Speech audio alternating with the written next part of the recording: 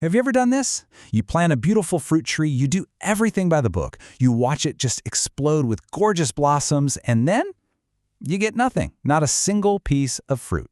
It is a classic and honestly a heartbreaking gardening mystery. Well, today, we're going to crack this case. This right here, this just nails the frustration, doesn't it? You followed all the rules, the tree looks amazing, the bees are buzzing around. But then, as the weeks go by, all those potential little fruits just give up. They shrivel and fall off. It feels like you failed, but I'm here to tell you, it's almost certainly not your fault. So what is going on? What's this invisible force that's messing with your harvest? Well, the answer isn't some sneaky pest or a weird disease. No, it's something way more fascinating. It's an ancient and incredibly sophisticated genetic security system built right into the tree itself. So let's dive into what we're calling the barren blossom mystery. The main suspect, the culprit we're looking for, has a name. It's known as the self-sterile trap, or more scientifically, self-incompatibility. Okay, so what exactly is self-incompatibility?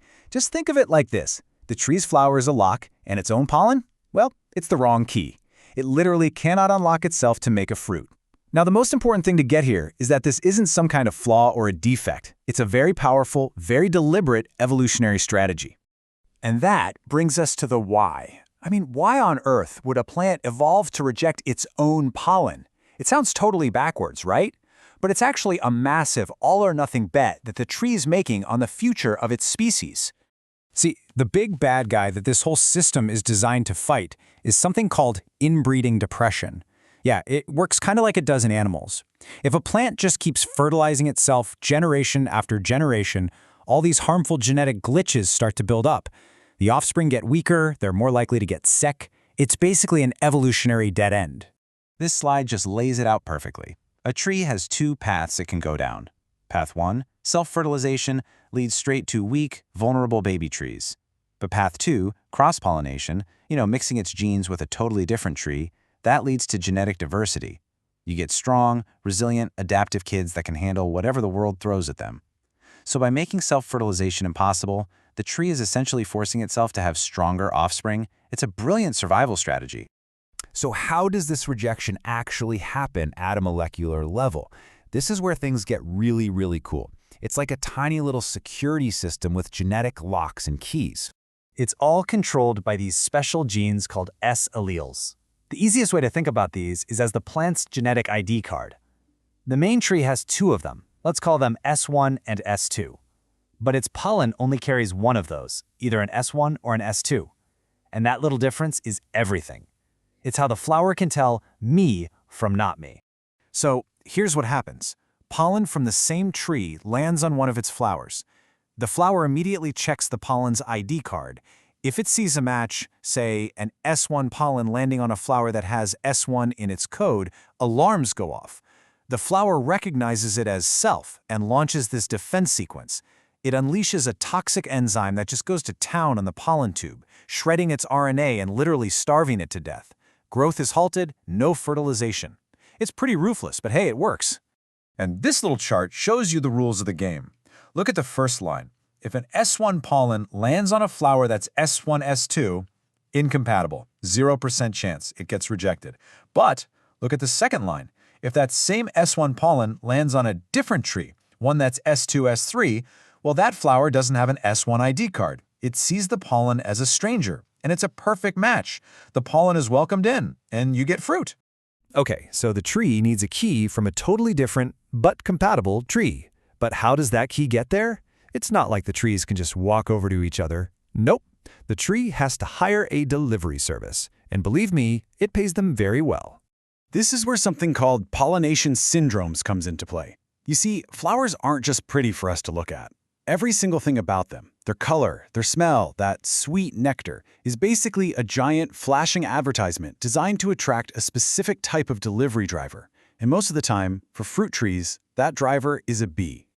And for the bees, these ads are just impossible to ignore. Those bright petals are like a landing strip. The sweet smells are a signal from way across the yard. And the payment for their delivery service? It's top-notch, high-protein pollen and super sugary nectar. It's the perfect fuel to keep them flying from tree to tree, delivering all those precious genetic keys. All right, so we've got the science down. Now let's bring this into the real world. Let's look at how this plays out in a real garden and figure out how to solve some of these common orchard problems. This chart shows a super common mistake gardeners make, especially with sweet cherries. Take a look at Bing and Royal Anne. Now, you might think, hey, they're two different types of cherry, they should be fine. But look closer. They're both in the same incompatibility group. They have the exact same S-alleles, S3, S4. Planting them next to each other does absolutely nothing. They're genetically too similar. To get a Bing cherry to produce fruit, you need a partner from a different group, like a Rainier.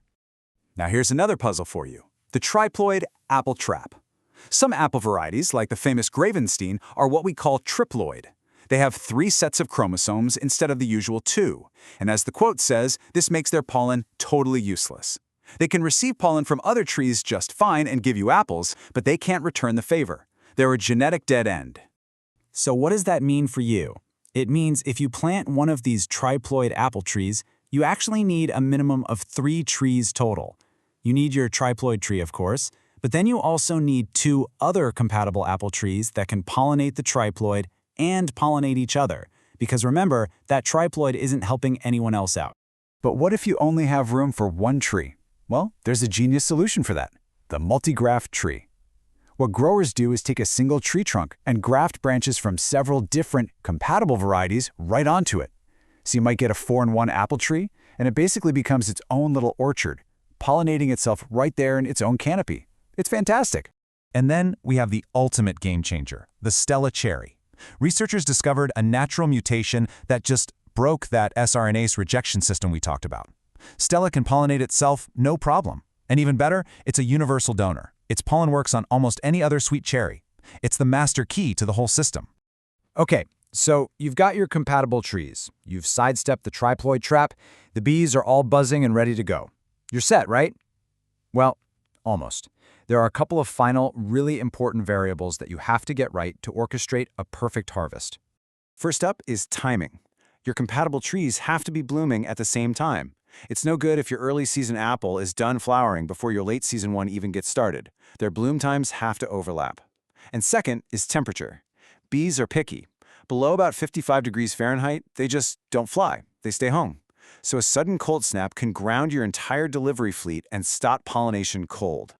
So, let's boil this all down into a simple checklist for success. Number 1, unless the tag screams self-fertile, never ever buy just 1 tree.